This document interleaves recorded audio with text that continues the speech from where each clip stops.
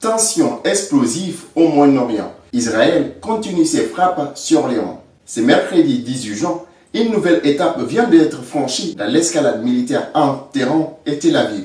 À l'aube, des frappes aériennes israéliennes ont visé plusieurs installations en Iran. Israël évoque viser des cibles nucléaires, mais l'Iran parle de meurtres ciblés et de violations flagrantes du droit international. Le Premier ministre israélien Netanyahou assume l'opération, déclare que la destruction du régime iranien est une condition de paix dans la région. Mais encore plus inquiétant, il a affirmé que la mort du guide suprême iranien mettrait fin au conflit. En réponse, le guide suprême l'Ayatollah a apparu à la télévision dans un discours rare et offensif. La nation iranienne ne se rendra à personne. Les dommages que l'Amérique subira si elle intervient militairement dans ce domaine seront irréparables. Il a ajouté que les Américains doivent le savoir que toute intervention militaire de leur part entraînera des dégâts irréparables.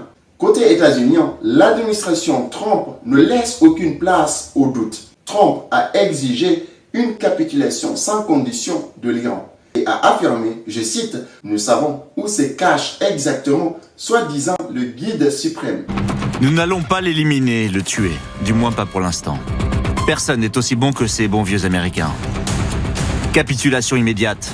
Et en France, Emmanuel Macron joue une partition confuse. D'un côté, il appelle à la désescalade, de l'autre, il soutient Israël. Un double discours qui commence à agacer jusqu'à Bruxelles. Aujourd'hui, la situation est extrêmement instable. Un conflit régional pourrait dégénérer à un affrontement global. Israël, Iran et les États-Unis. Et pour l'instant, aucune médiation crédible émerge. Mais une chose est sûre, ce qui se joue aujourd'hui ne se limite pas uniquement à une opération militaire. C'est peut-être le début d'un nouveau chapitre de confrontation directe au Moyen-Orient. Mais l'histoire nous a appris que ce type de conflits, une fois ouverts, sont difficiles à fermer.